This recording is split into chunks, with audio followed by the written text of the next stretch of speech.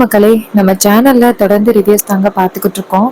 அந்த வகையில இப்ப நம்ம எதை பத்தின ரிவ்யூ பார்க்க போறோம் அப்படின்னா, நம்ம மாறன் கதையில February 14 நாளைக்கு என்ன நடந்துச்சு அப்படிங்கறத பத்தி இந்த வீடியோல பார்க்க போறோம்.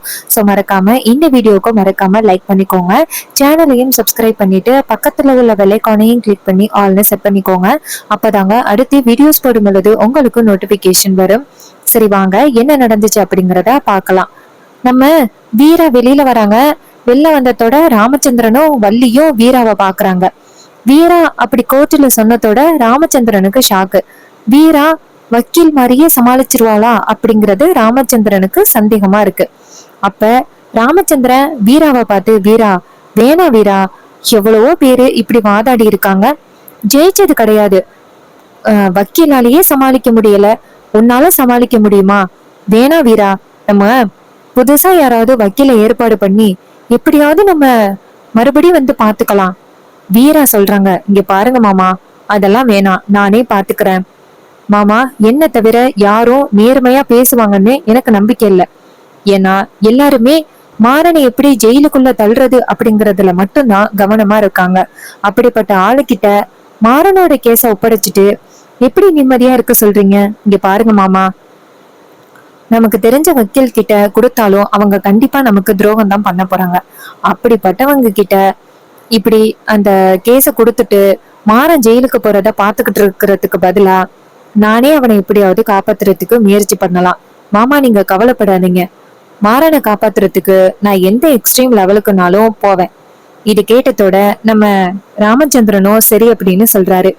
அப்ப ராகவனும் கண்மணியும் அந்த இடத்துக்கு வராங்க.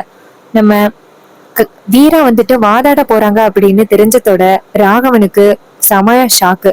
ஏன்னா நம்ம வீரா ஏதாவது சொல்லி ராகவன் மாட்டிப்பாரோ அப்படிங்கிற பயம் ராகவனுக்கு இருக்கு.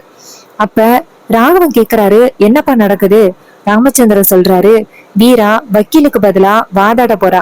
இது கேட்டதோட ராகவனுக்கு ஷாக்கு. ராகவன் கேக்குறாரு, ஏன்பா இதெல்லாம் எதுக்கு தேவையா வீராவுக்கு?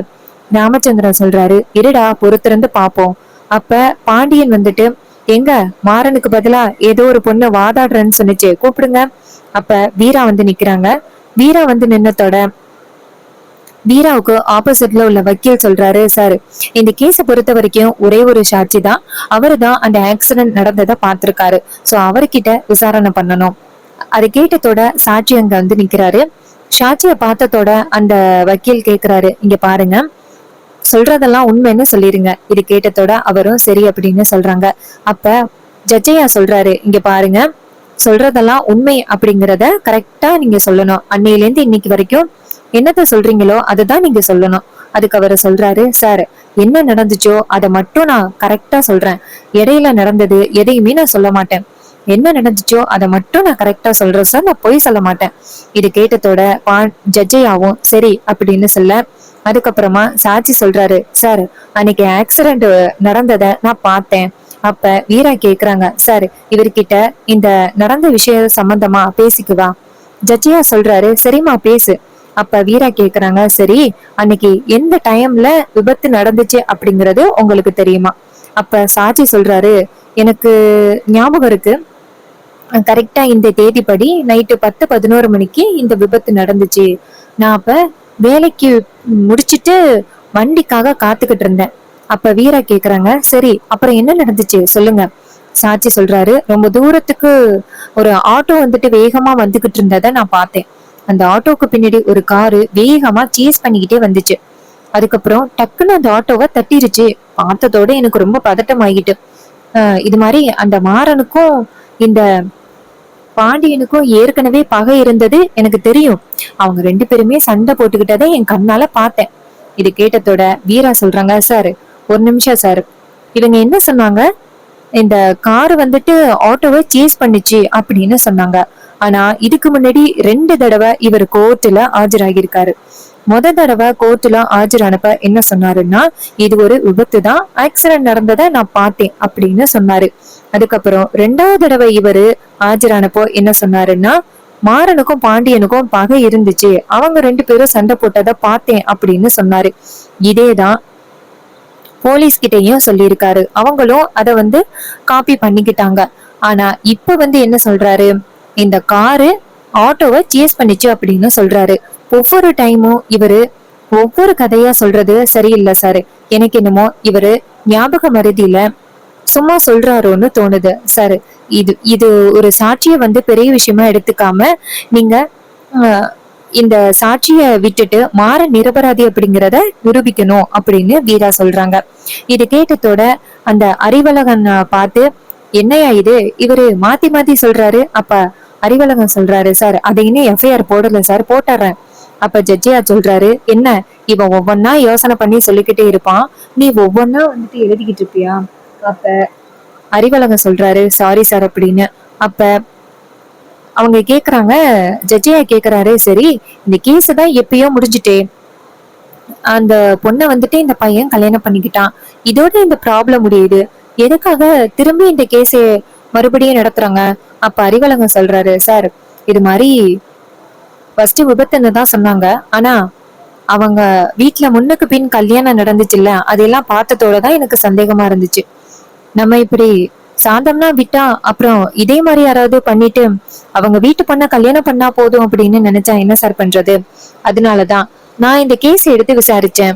இது கேட்டதோட ஜட்ஜியா சொல்றாரு, சரி இதே மாதிரி பல கேஸையும் பார்த்தா நல்லா இருக்கும்னு நினைக்கிறேன். இது கேட்டதோட அறிவழகனும் சரி சார் அப்படின்னு சொல்ல, ஜட்ஜியா சொல்றாரு, சரி போய் உட்காரு அப்படின்னதோட அறிவழகம் உட்கார்றாரு. அப்ப ஜட்ஜியா நேரா வீராவை பார்த்து, சரி வேற யாருமா நீ கேட்கணும்? அப்ப வீரா சொல்றாங்க, சார் பாண்டியனோட அம்மாவையும் தங்கச்சியையும் விசாரிக்கணும். இது கேட்டதோட அவங்களும் சரி அப்படின்னு சொல்ல, 2 பேரும் நிக்கிறாங்க. அப்ப வீரா நேரா அவங்கள பார்த்து, இங்க பாருங்க, உங்க பையன் தான் பாண்டியன். அவரு இதுக்கு முன்னாடி மாறனுக்கும் அவருக்கும் சண்டை நடந்ததை பத்தி சொன்னாரா?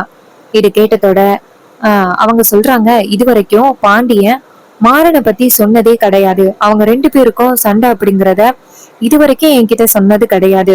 என் பையன் எந்த விஷயமா இருந்தாலும் எங்ககிட்ட சொல்லிடுவான். ஒரு நாள்ல என்ன நடந்துச்சோ எல்லாத்தையுமே என்கிட்ட சொல்லலன்னாலும் வீரா கிட்ட எல்லாத்தையுமே சொல்லிடுவான். ஆனா இந்த சண்டையை மட்டும் எப்படி மிஸ் பண்ணிருப்பான்? ஏன்னா இந்த சண்டை நடக்கவே இல்லை. இவங்க என் மாப்பிளைய ஜெயிலுக்கு அனுப்புறதுக்காக இதெல்லாம் பேசிக்கிட்டு இருக்காங்க. மாறன் மேல எந்த தப்புமே இல்லை அப்படின்னு அவங்க சொல்றாங்க.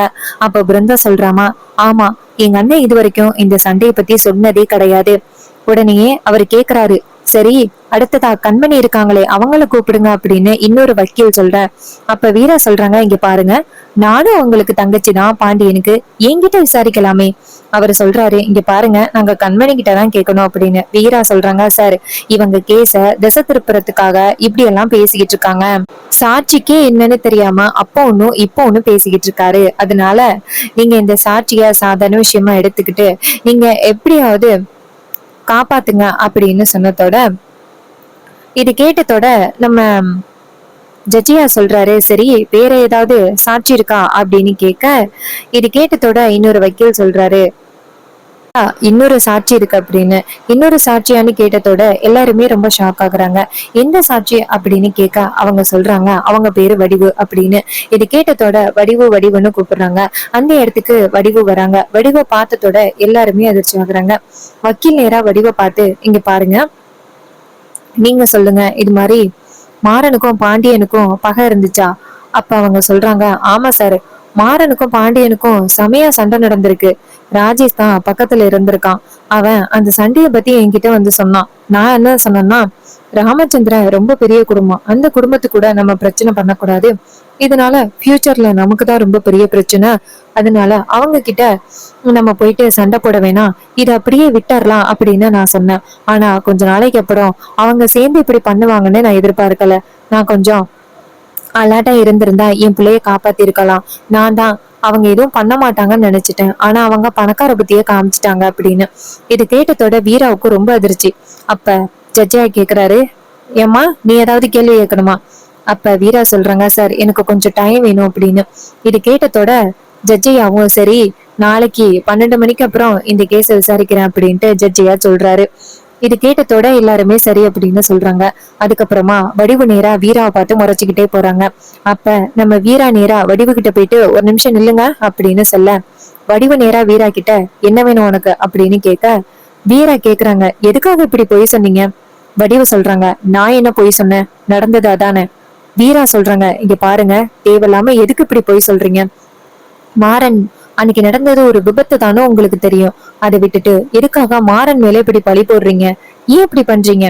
அப்ப அவங்க சொல்றாங்க, இங்க பாரு வீரா, நீ வேணா மறக்கலாம், ஆனா நான் கண்டிப்பா மறக்க மாட்டேன். என் புள்ள இறந்தது இறந்தது தானே.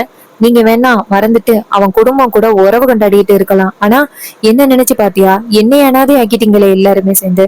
நான் கண்டிப்பா அவனை சும்மா விட மாட்டேன் அப்படின்னு சொல்ல, அப்ப வீரா சொல்றாங்க, இங்க பாருங்கம்மா, நீங்க தப்பானவங்க மேல இந்த மாதிரி பழிய போட்டிருக்கீங்க. இங்க பாருங்க, மாறன் நிரபராதிதான்.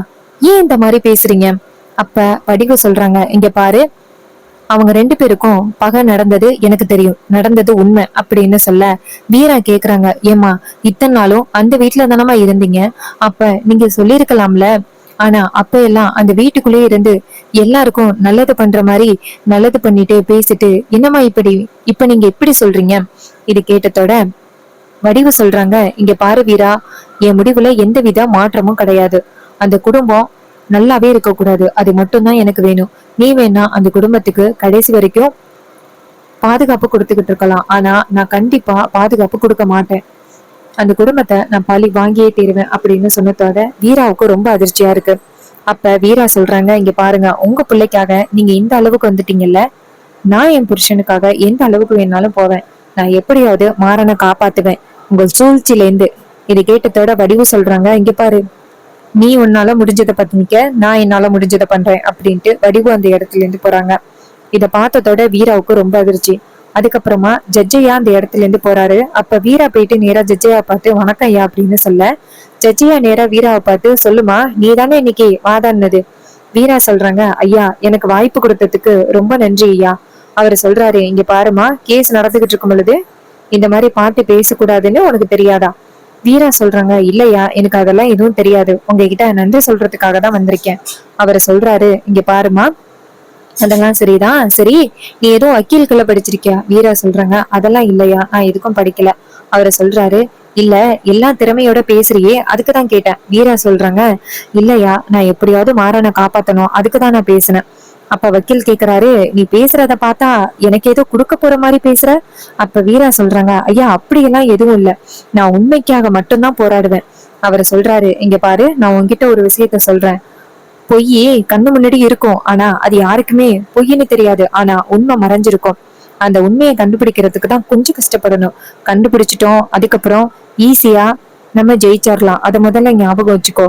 இது கேட்டதோட வீராவும் சரிங்கய்யா அப்படின்னு சொல்ல, அவர் சொல்றாரு, இங்க பாரு, உன் புருஷனை காப்பாத்துறதுக்காக தான் நீ போராடுறதுக்கு வந்திருக்கன்னு நல்லா தெரியுது, ஆனா நீ இன்னும் கொஞ்சம் முயற்சி பண்ணியன்னா கண்டிப்பா உண்மை ஜெயிக்கிறதுக்கு வாய்ப்பு இருக்கு அப்படின்னு. இது கேட்டதோட வீரா சொல்றாங்க, சரியா, நான் கண்டிப்பா போராடுவேன், நீங்க சொன்ன மாதிரி முயற்சி பண்றேன். அவர் சொல்றாரு, சரி, நீ வக்கீலுக்கு படிக்கலன்னு சொல்ற, ஆனா ஒரு நல்ல வக்கீல இந்த கோர்ட் மிஸ் பண்ணிட்டு அப்படின்னு சொன்னதோட வீரா சொல்றாங்க, சரிங்க அப்படின்னு. அதுக்கப்புறம் அவர் அந்த இடத்துல இருந்து போறாரு. அவர் போனதோட வீரா யோசிக்கிறாங்க, ஆமா, அவர் சொல்றது சரிதான், பொய் கண்ணு முன்னாடியே இருக்கும், ஆனா அதை உண்மைன்னு நினைச்சிட்டு இருப்பாங்க, ஆனா உண்மை மறைஞ்சிருக்கும், அதை பொய்ன்னு நினைச்சிட்டு இருப்பாங்க.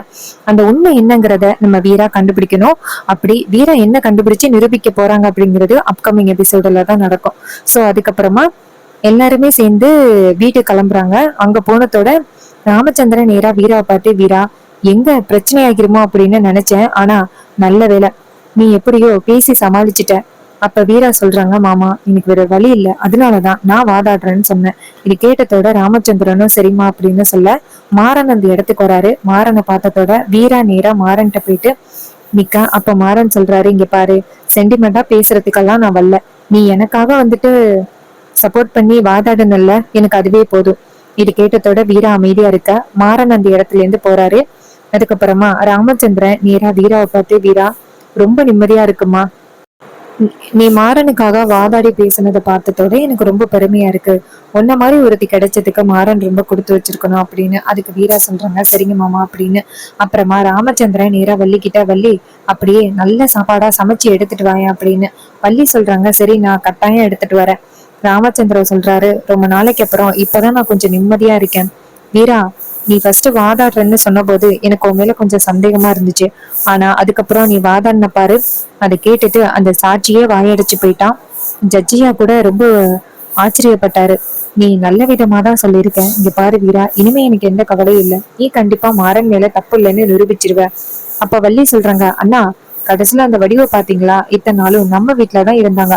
கடைசியில அவங்க நமக்கு இப்படி ஆப்பு வைக்கிற மாதிரி பண்ணிட்டாங்க. அதுக்கு ராமச்சந்திர சொல்றாரு, சரி விடுமா, அவங்க புள்ள இறந்ததுனாலதான் அவங்க இப்படி கோவப்பட்டாங்க. அதுக்கு வள்ளி சொல்றாங்க, அண்ணா அண்ணா அவங்களுக்கு நீ இப்படி ஒரு வாய்ப்பே கொடுத்துருக்க கூடாது, அவங்க கொடுத்ததுனாலதான் இப்படி பேசுறாங்க. அந்த பொம்பளை இத்தனை நாள் நம்ம வீட்டுல இருந்தாலே சமயக்கட்டுல நம்ம எல்லாருக்கும் விஷம் வச்சிருந்தா என்ன பண்றது? அப்படிப்பட்ட ஒரு விஷப்பாம்பை தான் இத்தனை நாள் நம்ம வீட்டுக்குள்ள வச்சுக்கிட்டு இருந்தோம். அப்ப ராமச்சந்திர சொல்றாரு, இங்க பாருமா, அவங்க பிள்ளை இழந்திருக்காங்க, அதனாலதான் அவங்க அப்படி நடந்துகிட்டாங்க. அப்ப வள்ளி சொல்றாங்க, அண்ணா நீ நினைச்சுக்கிட்டு இருக்க கெட்டவங்களுக்கு கெட்டது நடக்கும், நல்லவங்களுக்கு நல்லது மட்டும்தான் நடக்கும் அப்படின்னு நீ நினைச்சுக்கிட்டு இருக்க. ஆனா இந்த காலத்துல எல்லாம் அப்படி கிடையவே கிடையாது. அந்த பொம்பளை நல்ல ஆளே கிடையாது, அவளுக்கு போயிட்டு இன்னும் சப்போர்ட் பண்ணி பேசாதண்ணா அப்படின்னு சொல்ல ராமச்சந்திரன் சொல்றாரு, இங்க பாருமா வள்ளி, அந்த அம்மாவே ரொம்ப பாவம், அவங்க பிள்ளைய பறி கொடுத்துட்டு இருக்காங்க, அதனால நம்ம மேல கோவத்துலதான் இருப்பாங்க, அதை பெரிய விஷயமா எடுத்துக்க கூடாது. வள்ளி சொல்றாங்க, ஆனா போதுண்ணா, அந்த பொம்பளைக்கு நீ சப்போர்ட் பண்ணாத. ராமச்சந்திரன் சொல்றாரு, சரி வள்ளி அதோட விடு. அப்ப ராகவன் சொல்றாரு, சரி என்னப்பா பண்றது அப்படின்னு. அப்ப டக்குன்னு நம்ம வீரா சொல்றாங்க, என்னமாமா பண்றது, சில பேர் இது மாறனை காப்பாத்தணும் அப்படின்னு நினைச்சாலும் ஆத்துக்குள்ளதான் பிடிச்சி இழுத்து வீச நினைக்கிறாங்க. அந்த மாதிரி ஆளையெல்லாம் நம்ம சமாளிச்சு வரணும்ல அப்படின்னு. இது கேட்டதோட ராகவன் அதிர்ச்சி ஆகுற, ஏன் இப்படி வீரா அப்படி பேசுறா, ஒருவேளை நம்மளதான் பேசுவாளோ அப்படின்ட்டு ராகவன் சந்தேகப்படுறாரு. இன்னொரு பக்கம் நம்ம கண்மணி வந்துட்டு கோவத்துல நிக்கிறாங்க. அப்ப வள்ளி சொல்றாங்க, ஏன்னா இந்த பொம்பளை வந்துட்டு நம்மளுக்கு விஷம் வச்சிருந்தா என்ன பண்றது, சமய கட்டுக்குள்ளதானே அவளை விட்டுருந்தோம். அப்ப கண்மணி நினைக்கிறாங்க, ஆல்மோஸ்ட் விஷத்தை கலந்துட்டான், நான் தான் தடுத்து வச்சிருந்தேன், இல்லைன்னா நீங்க எல்லாரும் நேரம் செத்துருப்பீங்க அப்படின்ட்டு நம்ம கண்மணி நினைச்சுக்கிட்டு சிரிக்கிறாங்க. அப்ப வீரா வந்துட்டு நேரா ராகவனை பார்த்து முறைக்கிறது வீராவுக்கு கொஞ்சம் பயம் வந்துருச்சு. ராகவனுக்கு கொஞ்சம் பயம் வந்துருச்சு. என்னடா அதே வீரா தேவையில்லாம நம்மளை பார்த்து முறைக்கிறாளே, ஒருவேளை இவளுக்கு உண்மை தெரிஞ்சிருக்குமோ அப்படின்னு கூட நம்ம ராகவனுக்கு பயம் வந்துருச்சு. அப்ப ராகவன் வீரா கிட்ட இதை பத்தி பேசலாமா இல்லையா அப்படின்னு யோசிக்கிறாரு. கண்டிப்பா ராகவன் மாறன் வெளியில வராம இருக்கிறதுக்காக ஏதாவது பண்ணுவாருன்னு நான் நினைக்கிறேன். நீங்க என்ன நினைக்கிறீங்க அப்படிங்கிறத மறக்காம கமெண்ட்ல உங்களோட ஒப்பீனியனை ஷேர் பண்ணுங்க. ஸோ அதோட நாளைக்கு எபிசோட ஃபினிஷ் பண்ணியிருக்காங்க. ஸோ இந்த எபிசோட் உங்களுக்கு எந்த அளவுக்கு பிடிச்சிருந்துச்சு அப்படிங்கிறத மறக்காம கமெண்ட்ல சொல்லுங்க. ஸோ இதே மாதிரி இனிமே அப்டேட்ஸ் நம்ம சேனல்ல நீங்க தொடர்ந்து பார்க்கணும் அப்படின்னா மறக்காம நம்ம சேனலையும் சப்ஸ்கிரைப் பண்ணிட்டு பக்கத்துல உள்ள பெல் ஐகானையும் கிளிக் பண்ணி ஆல் செட் பண்ணிக்கோங்க. அப்பதாங்க அடுத்த வீடியோஸ் போடும்பொழுது உங்களுக்கு நோட்டிபிகேஷன் வரும், பார்க்கலாம். தேங்க்ஸ் ஃபார் வாட்சிங்.